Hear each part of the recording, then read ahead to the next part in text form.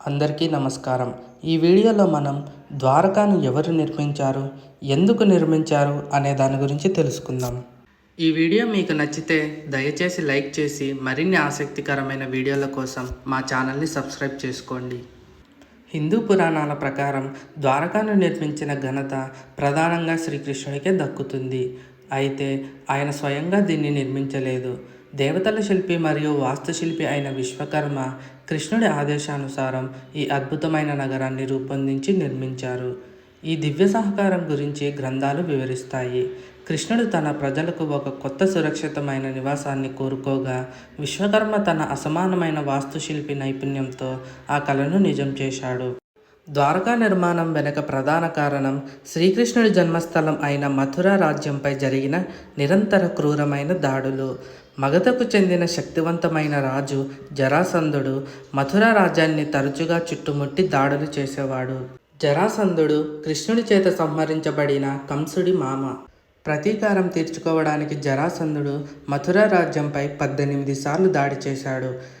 కృష్ణుడు మరియు ఆయన సోదరుడు బలరాముడు ప్రతిసారి అతడిని ఓడించినప్పటికీ ఈ నిరంతర యుద్ధాలు యాదవ వంశానికి మరియు మథుర పౌరులకు తీవ్ర నష్టాన్ని కలిగించి వారి శాంతిని భంగపరిచాయి. జరాసంధుడి 19వ దాడి మరియు కలియవన అనే కొత్త శత్రువు నుండి ముప్పు పొంచి ఉండటంతో కృష్ణుడు ఒక వ్యూహాత్మక నిర్ణయం తీసుకున్నాడు. తన ప్రజలను రక్షించడానికి మరియు వారికి భద్రత కల్పించడానికి ఆయన వారి నిరంతర యుద్ధాల నుండి దూరంగా తీసుకువెళ్లాలని నిర్ణయించుకున్నాడు. వివిధ పురాణాల మరియు మహాభారతం ప్రకారం ద్వారకా నిర్మాణం ఒక అద్భుతమైన సంఘటన. శ్రీకృష్ణుడు సముద్రదేవుని సంప్రదించి కొత్త నగరం కోసం భూమిని అడిగాడు. కృష్ణుడి పట్ల ప్రసన్నుడైన సముద్రదేవుడు సముద్రాన్ని వెనక్కి మళ్లించి 12 యోజనాల భూమిని మంజూరు చేశాడు. ఈ భూమిపై విశ్వకర్మ ద్వారకను నిర్మించాడు. విశ్వకర్మ ఈ నగరాన్ని మానసికంగా ఒక్క రోజులో నిర్మించాడని పురాణాలు చెబుతున్నాయి.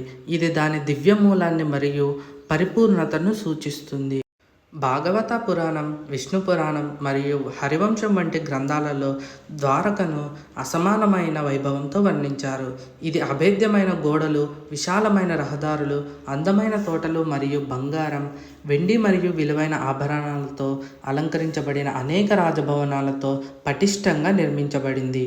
కృష్ణుడి వ్యక్తిగత రాజభవనం మరియు ఆయన రాణుల రాజభవనాలు ప్రత్యేకంగా అద్భుతంగా దివ్య వైభవాన్ని ప్రతిబింబిస్తాయి.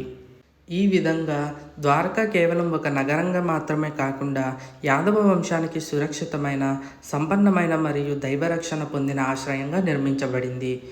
ఈ వీడియో మీకు నచ్చినట్లయితే లైక్ చేయండి, సబ్స్క్రైబ్ చేయండి మరియు షేర్ కూడా చేయండి.